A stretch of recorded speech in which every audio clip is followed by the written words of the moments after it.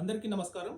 భారతదేశంలోనే అత్యంత పరిశుభ్రమైన నగరంగా, క్లీన్ సిటీగా మధ్యప్రదేశ్లోని ఇండోర్ సిటీ ఎంపిక కావడం జరిగింది.